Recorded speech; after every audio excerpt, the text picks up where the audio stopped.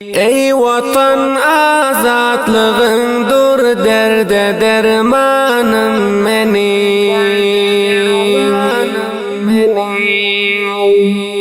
Hurmatly vatandaşlar we aziz radio dinleyici dostlar, habarlar atlı gepleşigine hoş geldiniz. Bir Mazar Şerif şähri Balx Milli Radiosu. Bugün çarşamba 1404-nji Hurşydy ýyly Delo aýynyň 22-nji. Ştatdaky habarlary tanıştyrýan men Bismillah Şahin. Bismillahirrahmanirrahim. Ülke hususi sektor bir aýra oturşlyk arkaly Balx welaýat walysy we Mazar Şerif şäherlik şarwaly karkat we faaliýetlerinden saqtab stajnama eda etmegi bilen takdirledi. Bu oturşlykda ülke ticaret we sarmaýagazarlyk umumy başlygy we maftrol gruplar mesuly we bir neçe sany hususi tajirler bilen Balx welaýat sanaý we madan otak mesulleri we Balx ticaret otagynyň azalary huzurunda qadirdanlyk etdiler. Mulla Muhammed Yusuf Wafa Balxda el-Mudam halk hyzmatynda tajirler bilen hamahangilikde we hatda halk gynçylyklaryny Ali Qadr Emiril Müminin Şeyh Saýp Hafizahullah yetiştirmegi bilen bu welaýat abadanlyk we pişraftligi uğrunda gije gündüzlik zähmetini etýändir. Başynda Said Kerim aga ýurt ticaret we sarmaýagazarlyk umumy başlygy Ilhaç Mulla Muhammed Yusuf Wafa Balx walysy we Ilhaç Hafız Abdurrahman Hümmet Mazar Şerif şäherligiň edýän işlerinden tawsiplap öz mämuriýetlik wagtlaryndan bäri Mazar Şerif kabilden soň öz jaýyny ýalan diýip ýaxşy şekilde sözlerini beýan etdi. Dowamında Balx walysy Mulla Muhammed Yusuf Wafa bular şöyle eden teşvik we takdirinden spasguzarlyk edip hedefini bir kürsüde oturmak däl diýip belki halk gynçylyklaryna ýetişmek we halk hyzmatini etmeklik diýip nykdy. Soňunda Balx walysy Ali Qadr Emiril Müminin Şeyh Saýp Hafizahullah'nyň hemişelik edýän işlerinden sözläp, hemişelik edýän hidayatynyň sözläp, hem tajirler gynçylyklaryna ýetişmeklik diýip we sözlerini idama berdi. Soňunda bu oturşlyk haýr duaya bilen jemlendi. Balx welaýat gümrüginiň idara mesulleri Hamidin Kur'an-ı Kerim'i peştu diline terjimesi bilen kitabat edenden bir merasim arkaly takdirledi. Bu merasimde Balx welaýat gümrük mesulleri Hamidin bu iqdamlaryny Kur'an-ı Kerim'e bolan muhabbeti we kalamullahi mejidi ihlas we işqi diýip noktaýarlar we geljek nesilleriň dini ruhiýalaryny takwiýe berýär diýdiler. Mawlawy Şafqatullah Muhaqqiq Balx welaýatynyň gümrük riýasatynyň techniki amry aýtýar ki, bu iqdam islami imarata bir ketdi abroý diýip inwanlap, şöyle dini iftikarlar islami erdişleri urda ýigitleri teşviklamak urda mühim nakşy ifa edýär diýdi.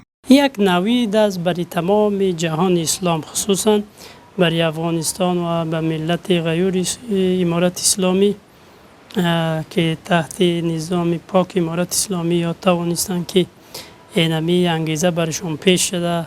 Şu halda Hamid ki Kur'an-ı Kerim'ni 2 yıl davamında feştu tercümesi bilen elinde yazan teki hedefini Allah rızasını kesip etmek ve yigitleri teşviklamak deyip noktadı. Ve yine takid ettiler ki Kur'an maarifine bir teveccüh deyip Afganistan camiasında dini ve ferhengine bir ünsüdür deyip noktadı.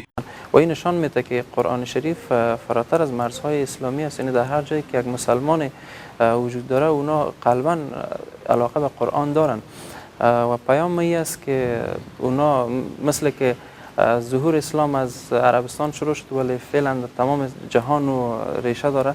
همین قسم برای ما مسئولیت مهمی است که پیام قرآن در هر جایی که باشیم در اونجا مثل یعنی پیش خود نگاه نکنیم رو باید پخش و نشر بکنیم به عنوان مسلمان. Aytlyk gerek ki bu bernamada mahalli mesullar ýanynda ýaşaýdylar talaşy bilen gadyrdanlyk surat tafti. Balx welaýat emniyet komandanlyk jinaý jeraýme görüşüş müdiriýetlik mensuplary aýtýarlar ki, bir 4 neferlik band ki Mazar Şerif şäheriniň 4-nji hawza merwetesinde sırkaty eldurantygy tutsaklandy diýdiler. Mesullar aýtýarlar ki, bu kişiler bir näçe sırkat enjam berendi. Dörlerlerde ogurluk işlere elduran ekenler ki, bir hedefmet ameliyat arkaly tutuldylar. Balxda emniyet komandanlyk mesullary aýtýarlar ki, emniyeti güýçler bir keşfi we nazaraty iqdam arkaly bu kişiler faaliýetini zirnazar alantylar we serencam şöyle işlere eldirmezden awal tutsaklandy diýip noktaýarlar. Şu halda emniyeti mukamlar ýaşaýjylardan eseýärler ki, şöyle işleri gören wagtynda mawzuny emniyeti güýçler bilen şerik etseler. Aýtlyk gerek ki, bu tutulan kişiler ferwendeleri ibtidaî berresi tekmil bolandan soň we kanuny merheleleri taýýan edenden soň adli we qazaý nehatlaryna tapşyryljakdyr ki, olurda hem tasmimler alınjakdyr. Hurmatly vatandaşlar, şu tätdäki habarlar bilen tanyş boldyňyz. Hoş sag bolun. Ey vatan azatlig'ingdur derde dermanım mening.